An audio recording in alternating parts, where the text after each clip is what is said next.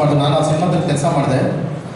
Next ಬರ್ತಾ ಇದೆ ನಮ್ಮದು ಸಂಜು ಅಂತ ಒಂದು ಸಿನಿಮಾ ಬರ್ತಾ ಇದೆ, ನಮ್ಮ ಒಂದು ನಿರ್ಮಾಣದ ಸಂಸ್ಥೆ ವತಿಯಿಂದ. ಅಲ್ಲಿ ನಾನು ಮೊನ್ನೆ ಡಬ್ಬಿಂಗ್ ಹೋದಾಗ ಅವರು ಕಾಟ್ಯಾರ ಬಗ್ಗೆ ಎಲ್ಲ ವಿಷಯಗಳನ್ನು ತಿಳಿಸಿದ್ರು. ಯಾವ ರೀತಿ ಡಬ್ಬಿಂಗ್ ಮಾಡ್ತಾಯಿದ್ರು, ಯಾವ ರೀತಿ ನಮಗೆ ಡಬ್ಬಿಂಗ್ ಮಾಡೋದಕ್ಕೆ ಅನುಕೂಲ ಇದೆ ಅಂತ. ಇದು ನನ್ನ 9ನೇ ಸಿನಿಮಾ. ಇದಕ್ಕೆ ನಮಗೆ ರಾವಣಾಪುರ ಹಾಗೂ ನವಮಿ, ಆಮೇಲೆ ಸಮವಸ್ತ್ರ ಮತ್ತು ಗದಾಯುದ್ಧ ಅನ್ನೋ ಒಂದು ಸಿನಿಮಾಗಳಲ್ಲಿ ಮಾಡ್ತೀವಿ. ಮೊನ್ನೆ ಮಾಡಿದಾಗ ತುಂಬ ಒಳ್ಳೆಯ ಅನುಭವ ಆಯಿತು. ಅದಕ್ಕೆ ಮೇಡಮ್ ಅಲ್ಲಿ ಮುಂದೆ ಓಡಾಡಬೇಡಿ ಮೇಡಮ್, ಜನ ನೋಡ್ತಾ ಇರ್ತಾರೆ, ಹಿಂದೆಗಳಿಂದ ಬನ್ನಿ ಮೇಡಮ್. ಸರ್ ಹಾಗೆ ನೆಕ್ಸ್ಟ್ ಹೋಗ್ತಾ ಇದ್ದೀನಿ ಸರ್, ಪ್ಲೀಸ್ ಹೇಳಿ ಸರ್.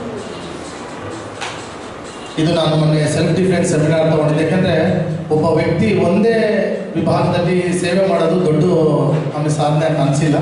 ಎಲ್ಲ ವಿಭಾಗಗಳಲ್ಲೂ ಸೇವೆ ಮಾಡಿ MES ಕಾಲೇಜಿನಲ್ಲಿ ನಾನು ಈ ಒಂದು ಸೆಮಿನಾರ್ ಮಾಡಿದಾಗ ನಮ್ಮ youth icon sir Shashidhar sir ಅವರು ದಯವಿಟ್ಟು ವೇದಿಕೆ ಮೇಲೆ ಬರಬೇಕು, ಶ್ರೀಮತಿ ಪದ್ಮಾ ಪ್ರಕಾಶ್ ಅವರು ಹಾಗೂ ಪಾರ್ಥ ಸರ್ ವೇದಿಕೆ ಮೇಲೆ ಬರಬೇಕು, ಕೃಷ್ಣಪ್ಪ ಸರ್ ನೀವು ಬರಬೇಕು. ಈ ಮಗುಗೆ ನೀವೇ ಆಶೀರ್ವಾದ ಮಾಡಬೇಕು. ಈ ಹುಡುಗ ಮುಂದಿನ ದಿನಗಳಲ್ಲಿ ಇವತ್ತು ಇಂಡಿಯನ್ ಐಕಾನ್ ಆಗಿ ಒಂದು ಅಂತಾರಾಷ್ಟ್ರೀಯ ಪ್ರಶಸ್ತಿಯನ್ನು ಪಡೀತಾ ಇದ್ದಾನೆ.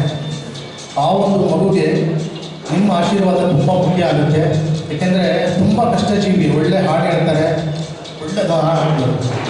ಒಳ್ಳೆ ಹಾಡು ಹೇಳ್ತಾರೆ. ಆ ಸಾಧನೆ ಯಾವತ್ತಿದ್ರೂ ಕೊನೆ ಆಗಬಾರ್ದು.